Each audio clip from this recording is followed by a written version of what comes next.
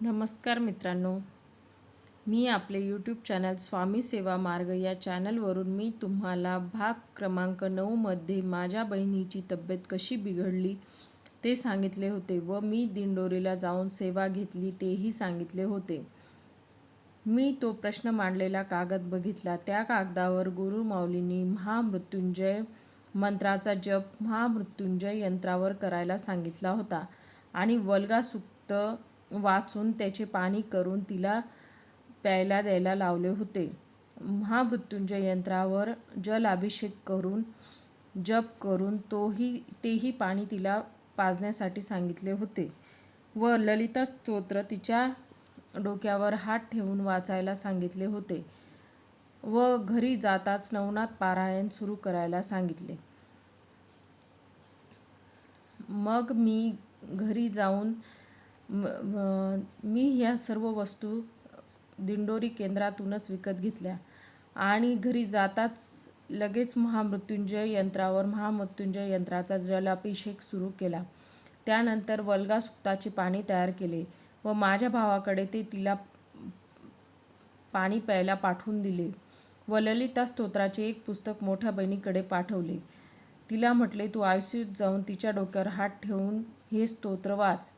ती रोज सकाळ संध्याकाळ तिच्या डोक्यावर हात ठेवून ललिता स्तोत्राचे पठण करत होती व ते पाणी पाजताच तिच्या तब्येतीत हळूहळू सुधारणा व्हायला लागली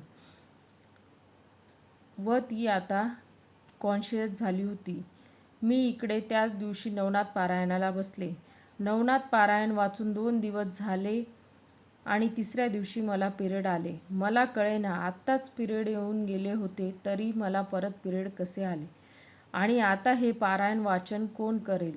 मी काकूंना फोन केला. काकू म्हटलं, मी पारायणाला सुरुवात केली आणि 2च दिवसात मला पिरियड आले. काकू म्हटल्या की वाईट शक्ती आपल्याला सेवा करण्यापासून रोखत असतात, त्यामुळे त्यात खंड पडू देऊ नकोस. तू दुसरं कोणाकडून तरी वाचून घे, पण पोथी पूर्ण कर. मला विचार पडला की आता कोणाला सांगावे. सर्वच जण दवाखान्यात होते. आई लहान बहिणीच्या मुलीला सांभाळत होती.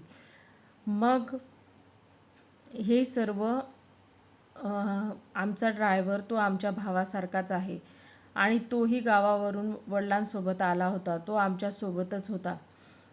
त्याला म्हटलं, तू हे वाचशील का? तो लगेच हो म्हटला. तो म्हटला, मी वाचेल. त्याने 4 दिवस नवनाथ पारायण वाचले. त्यानंतर त्यालाही सुतक झाले. पण मग मी सर्व आंघोळ वगैरे करून केस वगैरे धुवून पुढचे अध्याय मी स्वतः वाचले व त्याचे उद्यापनही केले. आता माझ्या बहिणीला बरं वाटत होते. तिला आयसीयूतून बाहेर काढले होते. ती आता माणसांना ओळखत होती. मी तिच्या मुलीला तिला भेटायला घेऊन गेली तेव्हा ती मला विचारत होती, तू केव्हा आली? तिला म्हटलं, मी पहिल्याच दिवशी आले होते. तिला माहीतच नव्हतं मी आलेली आहे ते. ती आता सर्वांना ओळखत होती. हळूहळू तिच्या तब्येतीत खूप सुधारणा झाली. आता ती चालू फिरू शकत होती. तिच्यासोबत माझी मोठी बहीण आणि वडील थांबत होते. माझी गुरुमाऊलींनी दिलेली सेवा मी चालूच ठेवली होती आणि त्यानंतर तिला 10 दिवसानंतर डिस्चार्ज दिला मी आणि ती स्वतःच्या पायावर चालत घरी आली. हे सर्व स्वामींनी केले होते. स्वामींमुळे माझ्या बहिणीचा जीव वाचला होता. तिची पुढची ट्रीटमेंट जवळपास 1 वर्ष चालू होती. पण ती त्या आजारातून पूर्णपणे बाहेर आली. ती आता एक आनंदी निरोगी आयुष्य जगत आहे. तिची मुलगी आता 5 वर्षाची पूर्ण झाली आहे. स्वामींची लीला अपरंपार आहे.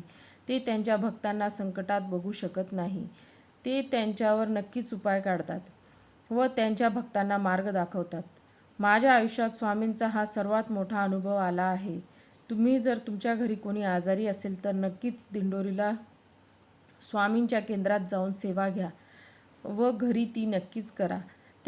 त्यामुळे नक्कीच तब्येतीत सुधारणा होईल. त्यांना निरोगी आयुष्य लागेल. असे अनुभव मलाच नाही तर असंख्य लोकांना आले आहेत आणि सांगण्याचा उद्देश आज असा की मला जसा फायदा झाला तसा सर्व अडचणीत असलेल्या लोकांना व्हावा म्हणून मी हे सांगत आहे. अनंतकोटी ब्रह्मांड नायक राजाधिराज योगीराज परब्रह्म श्री स्वामी समर्थ महाराज की जय. धन्यवाद मित्रांनो. जर तुम्हाला माझे व्हिडिओ आवडत असतील तर कृपया माझ्या चॅनलला लाईक करा, शेअर करा, सबस्क्राईब करा, बेल आयकॉनला क्लिक करा.